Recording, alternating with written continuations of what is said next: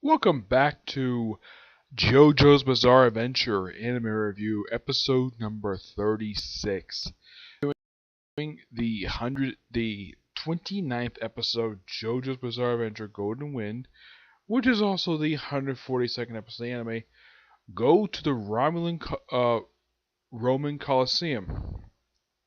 This episode is adapted from chapters 551 to 554. Roughly, as this episode, there's exactly 40 chapters left. And we are getting to the beginning and the end of this particular series. Well, this arc anyways.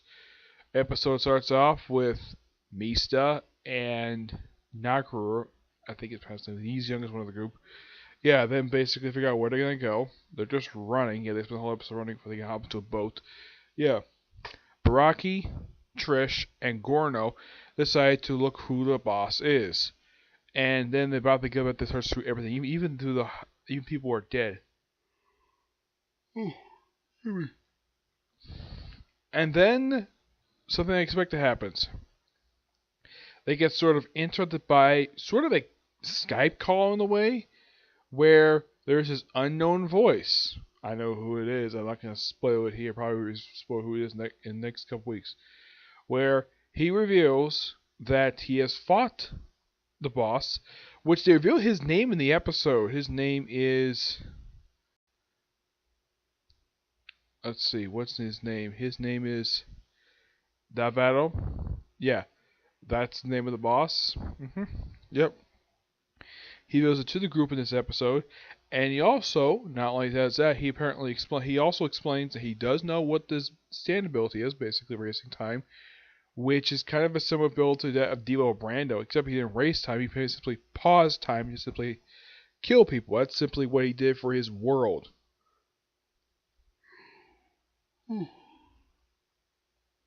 Excuse me. Yeah. And he also explains the origin of stands, where apparently he also pretty much explains the origin of the arrows, where they kind of come from a meteorite that crashed to Earth in Greenland 10,000 years ago, and apparently people exposed to this thing later died of a virus. Yep. And basically the arrow was forged from the meteorite, basically a whole bunch, and they hinted the creator of the arrows. They don't say his name, but yep. And eventually anybody who's actually pierced by these arrows, either one, they die, or two, they get stands. And of course there's images of several different stand users. People from Stardust Crusaders, yeah, they appear silhouette, but they do kind of appear. Yeah, and Bruno is basically accepting of this backstory. Gordo was a little surprised by this, and in the case of Trish, she's a bit off-putted by the origin of stands. Of course, her stand does not make a physical appearance in this episode. I would say that, well, they had Aerosmith pop up for this episode, along with Sex Pistols. But aside from those two stands, no, the other stands don't show up in this episode. Yep. So basically, go to Rome to meet this unknown ally, and they ask where would you like us to meet you, and he says the Roman Colosseum. Okay, seems pretty simple enough. Yeah, they hop into a boat and they drive straight to Rome. And what does the boss do? Go to Rome via plane. Okay, this is actually quite plausible to do.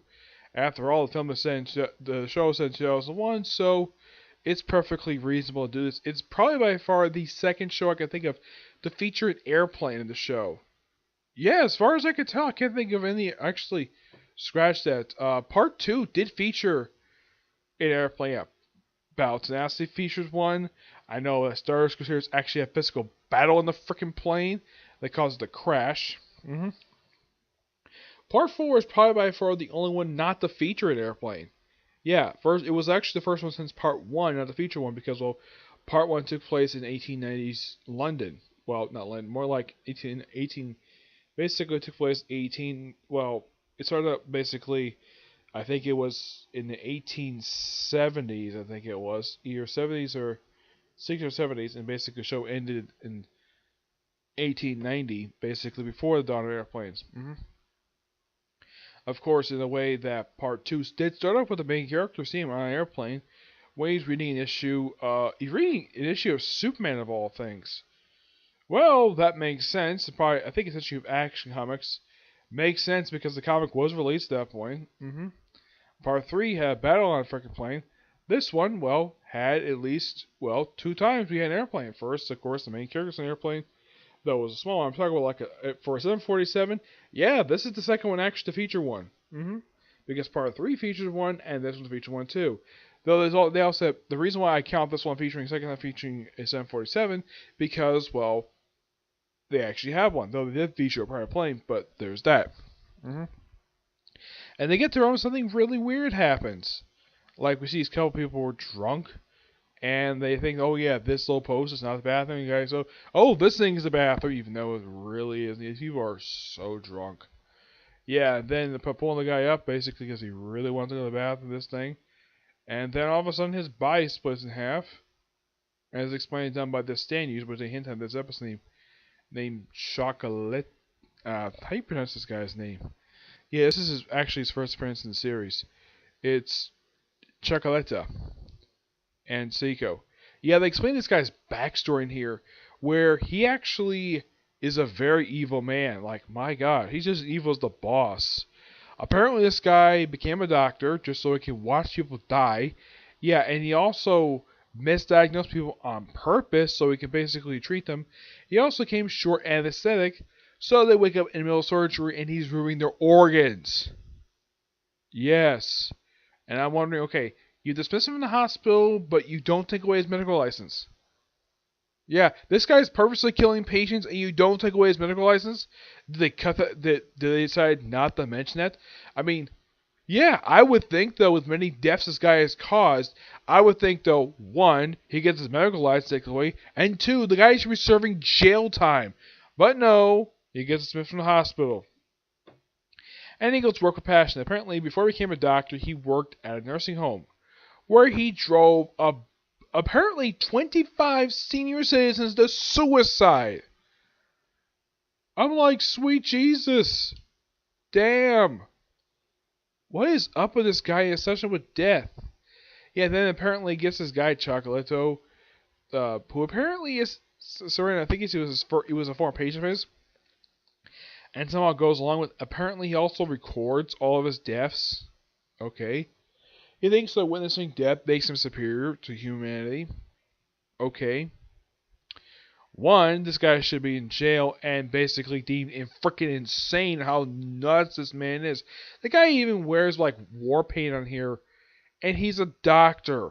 What kind of doctor wears war paint? Yeah, that really makes no sense at all. Mista and Naruto basically get hurt by this stand, which is nothing unusual. It's like almost every stand they come across tends to hurt these two. Yeah, I would say probably there's a few that have him. Apparently, this stand is called Green Team. Okay? Yeah, the appearance of the stand is kind of odd. Yeah, I'm looking at the stand's appearance. Like, my gosh, this stand is so bizarre. Apparently, it's called Green Day. Yeah, it's an odd-looking stand. It's like it's green with yellow lines. Like, what in the world is this? Yeah, and here's the thing. It's named after a band called Green Day. I've never heard of this band at all. Nope, I have never heard of them. If anybody's ever heard of Green Day, feel free to tell me because I have no idea who these people are. Must be a rock band. It seems like almost every single stand gets named a freaking rock band.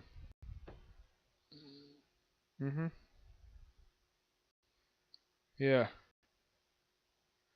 And this band is still active.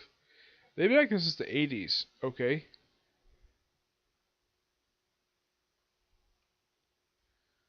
But it's interesting though, these guys have in fact a band named after them.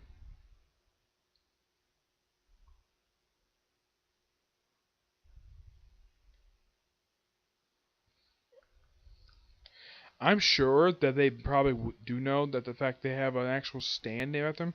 I mean, the Raider himself is a big fan of rock and roll, so it makes sense that normally he names characters of the rock bands, but stands not generally. No, he never usually did that. But yeah, that's basically what he did. And Yep, he kills apparently like about a boatload of people, and yeah, not much else to this episode. I mean, the best thing about this episode is the origin of Stans. Aside from that, this is just a okay episode. Not much to tell about this damn thing. Yes. We can choose possible. Now, in the case of Chocolatto, he's probably by far the most boringest villain I've ever seen, and the most disgusting villain I've ever seen for it comes to JoJo's Adventures. At least the other villains were actually kind of interesting. But his backstory, I'm like, my gosh. Why is this man in jail for the bullcrap he basically has done? I mean, this man has committed multiple counts of first-degree murder. This guy should be serving life in prison, not working for some crime syndicate. I'm sure you're going to kill off anyways, okay? Yeah, so that's it for this particular review. I have one more review I'm going to do right now, right after this video. And review the newest chapter of My Hero Academia, okay? But do see you next video. Bye.